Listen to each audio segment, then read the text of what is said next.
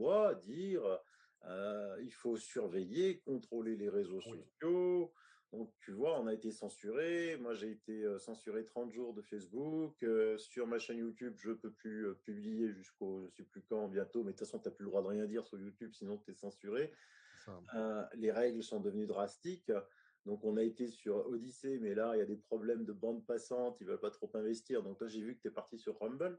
Rumble, c'est ça. Il y a beaucoup de grosses chaînes aux États-Unis qui sont allées sur Rumble. Les gens qui sont un petit peu sur ma ligne d'analyse, les actions du président Trump sont allés sur Rumble. J'ai vu.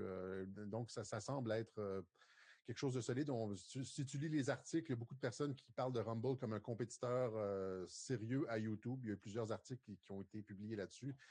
Le truc, c'est qu'il faut, Rumble, il faut que tu payes. Donc, c'est un service. Il y a comme des frais. C'est pas très élevé, mais c'est professionnel. Ah Il n'y a ouais, pas de problème comme avec Odyssey. d'accord. Écoute, j'irai voir. Et donc, à partir de là, il faut qu'ils te détruisent, quoi. Et donc, C'est ça. voilà, j'ai eu le droit en février ou en mars à un blog sur Twitter, l'extracteur, qui me suicidait toutes mes anciennes émissions. Et en fait, ensuite, j'ai eu droit RTL, enfin les grandes chaînes de radio, les grandes chaînes France Info, la 2, qui m'ont tué. Et donc, j'ai fait des émissions pour les répliquer. Et ben, ces émissions ont été censurées. Et donc, c'est là que je me suis aperçu que je les gênais, quoi. Je me suis dit, mais pourquoi ils viennent voir un tout petit youtubeur de rien du C'est tout? ça. Et en fait, c'est là que tu te rends compte qu'on a beaucoup plus d'impact Exact.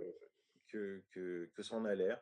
Et donc, il y a des gens qui disent, mais Sylvano, moi, je suis là grâce à eux, hein, parce que je ne te connaissais pas. Je me suis dit, tiens, je vais rigoler, parce qu'ils nous présentent comme des idiots, hein. Donc, je vais rigoler un peu, je vais aller l'écouter. Et j'ai vu que c'était pas si idiot ce que tu disais. Et donc, maintenant, depuis, je te suis. Donc, c'est toujours dangereux de censurer. Tu sais, c'est comme les American Doctors, hein, qui avaient fait une conférence de presse en disant Ouais. maintenant, il faut nous laisser traiter les gens. La vidéo, elle avait fait, je crois, elle devait être 6000 vues et tout le monde l'a censurée. Twitter, C'est 6 millions, tu veux dire. ah, 6000. Ils l'ont censurée alors qu'elle avait fait 6000 vues. Et là, eux ont dit on a été censuré par Google, Twitter, Facebook. Tout le monde s'est dit oh punaise, c'est censuré, C'est c'est ça. qu'il y a quelque chose. Et là, en une journée, ça a fait 6 millions de vues. Le lendemain, c'était Ah, c'est 14 ça. millions de vues. C'était C'est ça. incroyable. Exact, c'est ça. Donc la censure, Ça s'appelle l'effet Streisand, ça. c'est ça. Quand tu interdis quelque chose, ça le rend très, très attrayant. Et donc, les gens vont voir. Ouais. C'est ça. C'est Ouais. exactement ça, parce qu'on se dit, bah, on va apprendre des choses. Il y a quelque chose. Pourquoi ils sont censurés? Et on n'a pas l'air si débile, toi et moi. On peut faire des erreurs, hein. Tout le monde peut faire des erreurs. On peut se tromper. On fait pas. Exact. On en fait Mais, des erreurs, mais les médias en font aussi. Tout le monde en fait des erreurs. et ben on continue. Et puis on va bien les embêter encore un petit peu longtemps, Alexis, hein. Hein. On n'a pas l'intention de lâcher, non, en effet. Et donc, au Canada, comment ça va se passer, là, les fêtes de Noël chez vous? Les rassemblements de famille sont interdits, là. On n'a pas le droit de se rassembler en famille, sauf la famille immédiate, évidemment. Ils ont procédé comme à l'habitude, c'est-à-dire ils ont dit au début, ouais, vous allez pouvoir vous célébrer pendant 4 jours, puis après ça, finalement, c'est tombé à 2 jours, et puis après, ils ont dit, ah non, non, il faut tout simplement annuler Noël. Donc, il n'y a pas, il y a pas, il y a pas de Noël. Il n'y a pas de Noël ici, c'est la première fois de l'histoire. Tout ça pour la grippe. Les hôpitaux ne sont pas, je veux dire, sont à surcapacité, mais ils sont à surcapacité à toutes les années, de toute façon, avec la grippe. À ce temps-ci de l'année, les hôpitaux débordent de toute façon. Mais cette année, voilà, ils invoquent la COVID pour empêcher les gens de se rassembler. Alors, il y a beaucoup de personnes qui Et les partent dans le gens sud. acceptent ça, l'annulation de Noël au Canada? Ben, encore une fois, ça dépend qui on écoute, là. Il y a des gens qui trouvent ça indécent, mais il y a des gens qui disent oui, C'est-à-dire que si on ne le fait pas, on va causer la mort. Il y a des gens qui ont ça dans la tête. C'est-à-dire que si on ne le fait pas, il faut être responsable. Tu vois, c'est ça, là.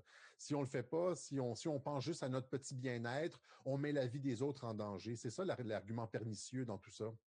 C'est fou. C'est-à-dire que tu le fais toujours pour les autres. Tu portes le Ouais, masque pour les autres et ça a été bien pensé, tout ça, hein. ouais. Mais ça, c'est l'argument du faible, hein. D'habitude, celui qui dit oh non, non, moi je mets le max, mais c'est pas pour moi, c'est pour protéger les autres. En fait, c'est un trouillard, quoi. C'est ça. Je connais personne. qui porte le masque pour les autres, il le porte d'abord pour lui-même. Sauf évidemment si tu vas voir, tu vas dans un hôpital, tu es en contact avec des C'est ça. personnes malades, évidemment, pourquoi pas.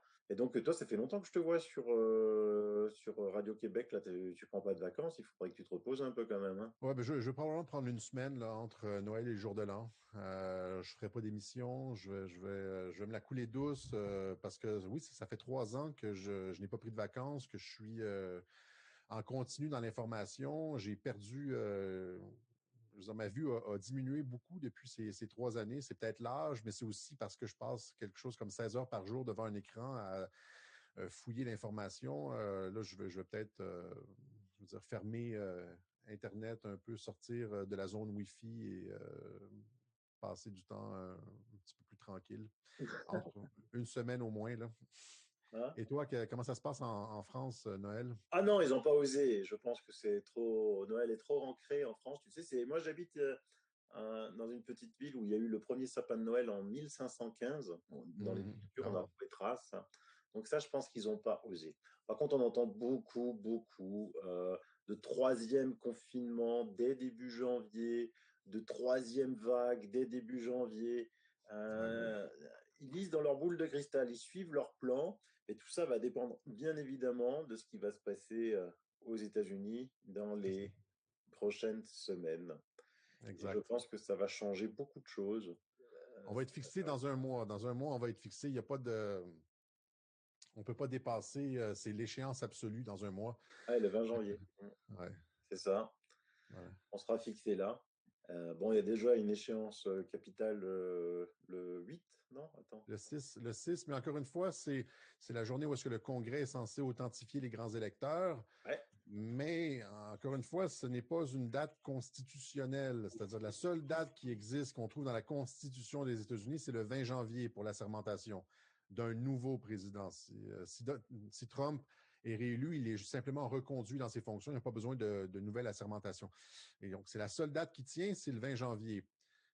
Jusqu'à ce moment-là, tout est malléable, tout est modifiable par les tribunaux, c'est-à-dire tout est invalidable. Les Mhm. grands électeurs qui ont été nommés par certains États, qui ont été certifiés par certains États, peuvent être décertifiés par les tribunaux. Tu comprends? Tout est démontable jusqu'à la date du 20 janvier. Donc, tout est fluide jusqu'à la date du 20 janvier, contrairement à ce que les médias essaient de faire croire. On nous dit Biden est le nouveau président des États-Unis, alors que ce n'est pas du tout le cas. Trump n'a pas concédé et je veux dire, a toutes les preuves de la fraude électronique de son côté. Alors, il n'a pas encore, là, il commence à déposer à la Cour suprême, mais Par contre, raconte-nous cette histoire-là. Le président du Conseil suprême là, serait impliqué dans l'affaire Epstein. le juge en chef de la Cour suprême des États-Unis, John Roberts, oui, on retrouve son nom dans le flight log de Jeffrey Epstein, c'est-à-dire dans le carnet de bord de l'avion de Jeffrey Epstein. Alors, plusieurs personnes se posaient la question dans les années précédentes, est-ce que c'est bien le même John Roberts? Est-ce que le nom qu'on trouve dans le carnet de vol, le carnet de bord de l'avion d'Epstein est le même? Est-ce que c'est la même personne? Et là, il y a Lin Wood, l'avocat du président Trump, qui a dit, qui a reposé la question. Donc, est-ce bien vous? Pourriez-vous répondre à cette question-là? Tu sais, c'est depuis le jugement sur la poursuite du Texas qui avait été refusé par la Cour suprême. On sait que le juge Roberts a eu une influence décisive dans ce rejet. Et là, donc, il se fait attaquer. Et là, l'avocat de Trump dit, est-ce bien vous? Pourriez-vous confirmer ou nier que c'est vous qui figure dans le carnet de bord? Mais il n'y a pas seulement ça. Il parle aussi d'un enregistrement téléphonique. Lin Wood, l'avocat du président Trump, dit avoir entendu ou être en possession d'un enregistrement téléphonique entre John Roberts, le juge en chef de la Cour suprême, et un autre juge de la Cour suprême des États-Unis. Un enregistrement dans lequel John Roberts dirait je vais arrêter cet enfant de pute ou cet enfant de chienne, je vais l'empêcher de se faire réélire. Et donc, ce que ça montre, c'est que les tribunaux sont biaisés. Tu vois, il n'y a pas d'indépendance de la justice, il y a une motivation politique derrière ça. Donc, il y a eu beaucoup d'attaques sur le juge en chef de la Cour suprême, qui est censé être un républicain, hein, qui est censé être un juge conservateur, qui a été nommé par un président républicain, mais qui vote toujours contre Trump. Il vote toujours avec les démocrates. Donc, tu sais, c'est nécessairement une personne compromise. Et là, on le pointe du doigt. Il y a des photos aussi de lui qui circulent en Haïti avec Bill Clinton. Je veux dire, une baignade avec Bill Clinton et des podestas, je pense. Donc, il est dans l'eau chaude, oui, et il va devoir s'expliquer. Mais ce n'est que le début. Hein. Tu sais qu'ils ont tellement d'informations sur la corruption au sein des institutions. Ils sont capables de faire tomber des gens facilement. Ça, c'était comme une première salve au juge Roberts. Et ils sont capables de sortir bien pire. Oui, ça va être. On l'a vu avec Trump qui a remplacé quand même pas mal de pièces maîtresses, hein, que ce soit au Pentagone, que. Oui, c'est ça. Oui, c'est ça. Ben, c'est ça. Encore une fois, c'est ce que je disais, c'est-à-dire qu'il donne à l'État profond l'impression que l'État profond est aux commandes. L'ancien directeur du Pentagone, le chef de l'armée, le secrétaire à la Défense, Esper, c'était une personne, je ne dirais pas à coquiner, mais qui n'était pas un pro-Trump. Tu sais, c'était comme quelqu'un que l'État profond pouvait penser contrôler. Alors, il le laisse jusqu'à l'élection. Même chose avec Chris Krebs à la sécurité, le CISA, le Cyber Security Agency, qui surveillait l'élection, les trucs électroniques lors de l'élection.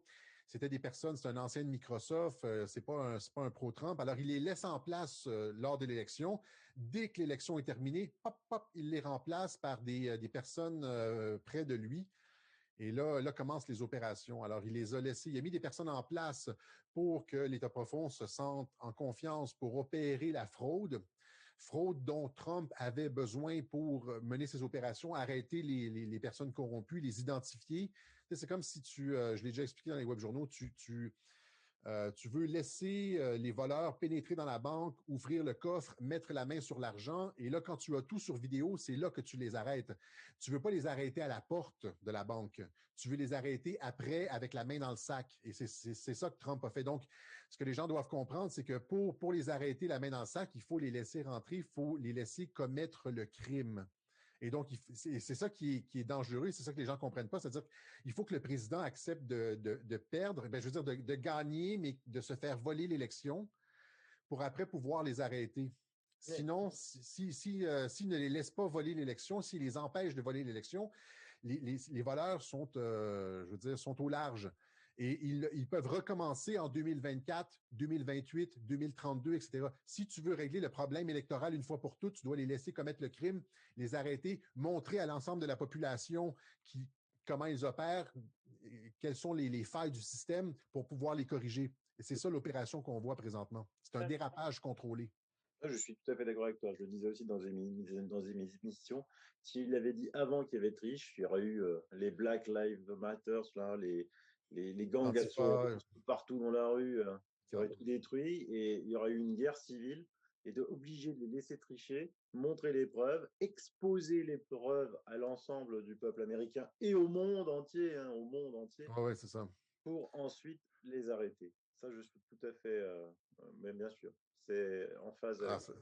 ça a été, et donc, l'opération a été planifiée à l'avance. Elle a été planifiée au moins 2 ans à l'avance parce qu'il a signé des ordres exécutifs pour exactement l'ordre exécutif sur l'ingérence étrangère lors des élections américaines en 2018. Donc, tout ce qu'on voit présentement a été planifié de longue date. Et c'est pas du tout, tu sais, des fois, il donne l'impression de ne pas savoir où aller. Il y a comme le brouillard de la guerre, mais ça c'est l'impression qu'il donne. Les choses sont bien rodées et ont été planifiées longtemps à l'avance. Alexis, on se dit à bientôt. Hein, On en refait une autre, ouais. hein. Ouais, on en refait une autre à un moment donné. À Ben oui, bientôt. avec Trump Et, élu pour un oh, peu quand même ouais, ouais, on en reparlera. hein, faire un petit. En France, on dit cocorico, je sais pas comment on dit au Québec. Un tour de piste, un Voilà, victory lap, ouais. Victory Lap. Ouais, c'est ça. On va faire ça. Bien. Ouais, Aussi de temps en temps que on reçoit. Donc ouais, d'ici là, repose-toi bien, prends un peu de ouais, vacances, souffle un peu, tu as raison, déconnecte pendant une semaine, profites-en c'est ça. avec ton fils, ça va faire du bien. Parfait. Et bonne année à tout le monde. Et bonne année à tout le monde. À l'année prochaine, Alexis. Ciao, ciao. Salut, à l'année prochaine.